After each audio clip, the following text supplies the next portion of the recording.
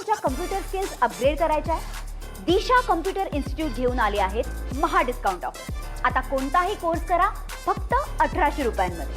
दादा, बारामती आणि राहुरीची पोटनिवडणूक पार पडणार आहे, त्यासाठी काँग्रेस उमेदवार देत आहे. मात्र भूमिका अशी आहे की तुमच्या नेत्यांची की ही निवडणूक बिनविरोध झाली पाहिजे. नाही, राज्यामध्ये आणि देशामध्ये जेव्हा कधी अशा अचानकपणानं पोटनिवडणुका येतात, एखाद्या आमदाराच्या मृत्यूमुळं किंवा अन्य कारणामुळं, आणि प्रामुख्यानं ज्या मतदारसंघातल्या आमदाराचा मृत्यू काही कारणानं झाला त्या मतदारसंघामध्ये अनेक वेळेस अशा निवडणुका बिनविरोध झालेल्या आहेत. सर्व पक्ष एकत्र बसतात आणि त्या कुटुंबाची सहानुभूती होऊन तिथं निवडणुका बिनविरोध होतात. आपल्या माहिती काही पक्षांनी ज्या टायमाला गोपीनाथराव मुंडे वारले त्या टायमाला त्या निवडणुकीमध्ये शरद पवारांनी स्पष्ट भूमिका घेतली होती की आम्ही निवडणूक लढणार नाही.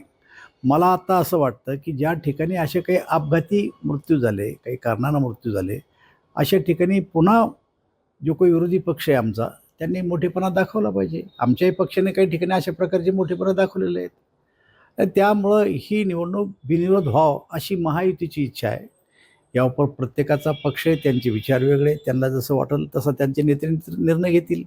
परंतु आम जनतेची सुद्धा इच्छा हीच आहे की अशा ठिकाणी निवडणुका ह्या बिनविरोध झाल्या पाहिजे. आपण उदयनराजेंच्या सेनेच्या वतीनं सुद्धा उमेदवार देण्यात येणार नाही अशी माहिती समजते. तसे त्यांच्या नेत्यांनी संकेत दिलेले. आमचे आणि दादांचे संबंध हे चांगले होते. नाही, गोष्ट खरी आहे ना की त्यांचा जो मृत्यू झाला त्या मृत्यूमुळं केवळ त्यांच्या कुटुंबालाच नाही तर या राज्यातल्या सर्व पक्षी नेत्यांनी आणि जनतेने सुद्धा त्यावेळेस ज्या संवेदना व्यक्त केल्या त्या अति तीव्र होत्या की अशा प्रकारचा मृत्यू नको व्हायला, परंतु झाला. त्यामुळं त्या कुटुंबाला, त्यांच्या पक्षाला असं वाटत असेल की आम्ही नाही उभं करणार. ते योग्य भूमिका आहे त्यांची. शिंदेची सेना आणि राष्ट्रवादी म्हणजे दादांची 25 ते 30 आमदारांसह भविष्यात भाजपात विलीन होणार आहे असं भाकीत संजय राऊतांनी म्हटलं. मला असं वाटतं की संजय राऊतांनी जे वक्तव्य केलं त्यांच्या तब्येतीचं कारण असू शकतं किंवा त्यांना स्वप्न पडलं असावं. पण अशा प्रकारच्या कुठल्याही आमदाराचा संपर्क अन्य कोणत्याही राजकीय पक्षाशी नाही. भाजपला तर मुळीच सध्या कोणाची गरज नाही आहे. कोण्या पक्ष फोडण्याची कधीही भाजपनं प्रयत्न केला नाही आणि आत्ता तर आम्हाला पक्ष फोडण्याची गरजच वाटत नाही. ते म्हणतात की पक्ष सुनावण्याबाबत जे चालू आहे त्या पुढे ढकलण्याचं काम करू. सातत्यानं नवनवीन दावे करतायत. नाही, हे असं आहे की हा कोर्टाचा विषय आणि कोणती हिअरिंग कधी घ्यायची कोणत्या केसची हे कोर्ट पूर्णपणानं त्यांचा निर्णय करत आहे. पण ते असे वक्तव्य का करत असतील?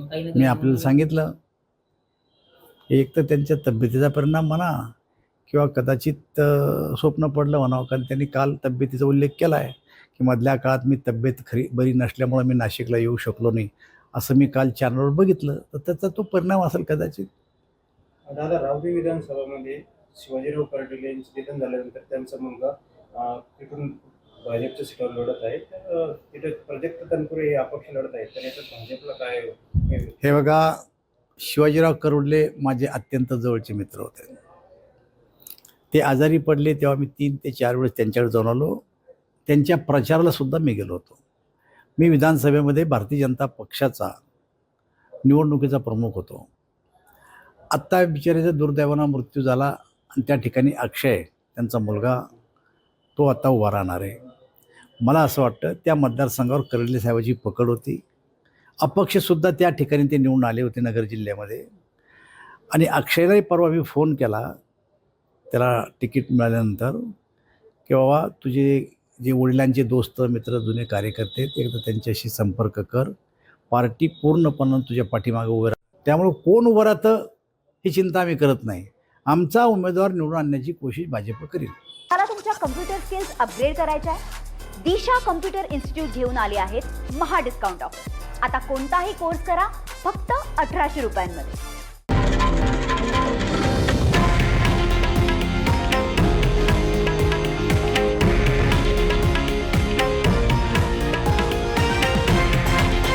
हे आहे देशातील नंबर 1 न्यूज नेटवर्क आणि आपण पाहत आहात TV9 मराठी, एकमेव.